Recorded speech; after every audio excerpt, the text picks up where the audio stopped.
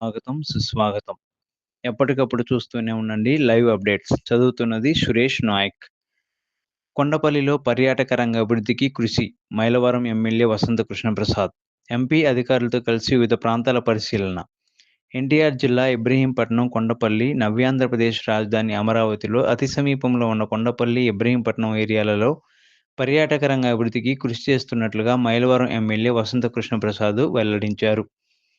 Vijayawada parliament సభ్యులు కేశినేని శివనాథ్ చిన్ని పర్యాటక, అటవీ, పురావస్తు శాఖ అధికారులతో కలిసి ఇబ్రహీంపట్నం మండలంలోని మూలపాడులో అటవీ శాఖ నగర వనాన్ని, పురావస్తు శాఖ పరిధిలోని కొండపల్లి ఖిల్లాను, ఇబ్రహీంపట్నంలో కృష్ణా, గోదావరి నదుల కలయిక అయిన పవిత్ర సంగమం ప్రాంతాన్ని ఎమ్మెల్యే వసంత కృష్ణప్రసాద్ మరియు ఎంపీ కేశినేని శివనాథ్ చిన్ని పరిశీలించారు. నియోజకవర్గం మన మూలపాడు నుంచి అమరావతికి ఐకానిక్ బ్రిడ్జ్ రాబోతా ఉంది కాబట్టి అమరావతికి అనుసంధానంగా మన మూలపాడు రిజర్వ్ ఫారెస్ట్లో ఇప్పుడు బటర్ఫ్లై పార్కు నగరవరం అభివృద్ధి చేయడం జరిగింది. దానికి ఆనుకొని దాదాపు 300 నుంచి 400 హెక్టార్ల భూమి ఇంకా ఉంది. దాన్ని డిఎఫ్ఓ గారితో కూడా మాట్లాడడం జరిగింది. ప్రతిపాదనలు తీసుకొని రాష్ట్ర ప్రభుత్వానికి జూ కావచ్చు, లేకపోతే అక్కడ ఫారెస్ట్లో ట్రెక్కింగ్ ఇతర అవసరాలను దృష్టిలో పెట్టుకొని ప్రతిపాదనలు తయారు చేసి రేపు అసెంబ్లీ సమావేశాలప్పుడు గౌరవ ముఖ్యమంత్రి గారికి, గౌరవ ఉప ముఖ్యమంత్రి గారికి మేము ప్రతిపాదనలు ఇవ్వడం కోసం తగ్గ ప్రతిపాదనలు రెడీ చేస్తూ ఉన్నాం. 12, 13 తారీఖుల్లో ఎంపీ గారు కూడా ఉండి ఇద్దరం కలిసి ఇద్దామని చెప్పి సూత్రప్రాయంగా అనుకున్నాం.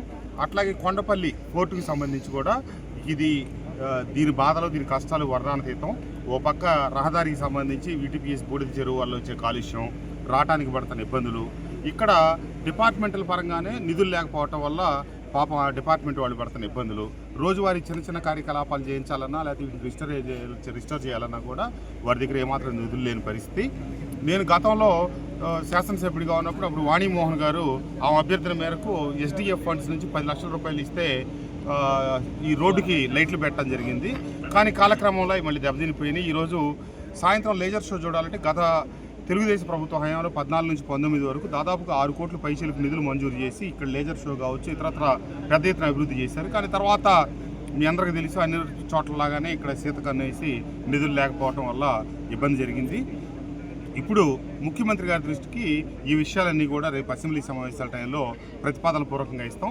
ఎందుకంటే 2019 చివరిలో ఈ పర్యటనకు వచ్చిన ముఖ్యమంత్రి గారు చంద్రబాబు నాయుడు గారు అప్పుడు 100 కోట్లు ఇక్కడ నిధులు కేటాయిస్తామని చెప్పారు.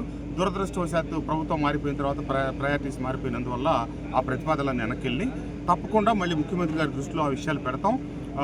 మన ప్రాంతం ఖచ్చితంగా మైలవరం నియోజకవర్గం రాబోయే రోజుల్లో టూరిజానికి ఆంధ్రప్రదేశ్లో ముఖద్వారం అవుతుంది. ఎందుకంటే ఇంత పెద్ద కట్టడాలు పాత పురావస్తు శాఖ తరఫున ఇంత కట్టడాలు మిగిలిన మన ఆంధ్రప్రదేశ్లో ఏకైక ప్రదేశం ఈ కొండపల్లి ఖిల్లానే. అట్లాగే మన మూలపాడులో ఉన్నటువంటి క్రికెట్ స్టేడియం కూడా ఇప్పుడు 2 స్టేడియంలు తయారైంది. దాన్ని కూడా వసతి గృహాలు కూడా ఏర్పాటు చేస్తూ ఉన్నారు. ఆల్రెడీ టెండర్ తీసుకొచ్చేసింది. అది త్వరలో ఇవన్నింటిని కలిపి, ఎందుకంటే విజన్ డాక్యుమెంట్లో కూడా మేము ఇవన్నీ ప్రతిపాదించాం. గతంలో గొల్లపూడిలో పెట్టాం, ఆ రోజు పత్రికా విలేకరులు కూడా వచ్చారు. కొండపల్లి పోర్టు కావచ్చు, అట్లాగే మూలపాడు కావచ్చు, ఇవన్నీ టూరిజంలో అభివృద్ధి చెందాలి. భవిష్యత్తులో మైలవరం నియోజకవర్గ అభివృద్ధికి ఇది ప్రధానమైన అంశాలని చెప్పాం. ఇవన్నీ కార్యరూపం దాలిస్తే తప్పకుండా మన నియోజకవర్గం అభివృద్ధి చెందుతుంది. కొండపల్లి కాలిబాట గురించి ఇప్పుడు దానికి గతంలో అదేదో ఒక రోడ్డు ఉండేది అంటండి, అదే రోడ్డు పల్లెదారి, అది ప్లస్ మెట్ల దారి రెండు కూడా నేను వచ్చే వారం వస్తాను. మళ్ళీ వచ్చి అవన్నీ నడిచి ఆ దారిలో వచ్చి డిఎఫ్ఓ గారిని కూడా మాట్లాడాను. మీరు తప్పకుండా డెవలప్ చేయడానికి మాకే అభ్యంతరం లేదు, మీరు నిధులు కేటాయించండి, మేమే దగ్గరుండి చేపిస్తామన్నారు. తక్షణం ఆ 2 రహదారులకు సంబంధించిన అభివృద్ధికి సంబంధించిన నిధులు మేము ఫారెస్ట్ డిపార్ట్మెంట్కి ఏర్పాటు చేస్తాం. దాని మీద కార్యాచరణ తక్షణం ప్రారంభిస్తాం. సార్, జోగి రమేష్ మాజీ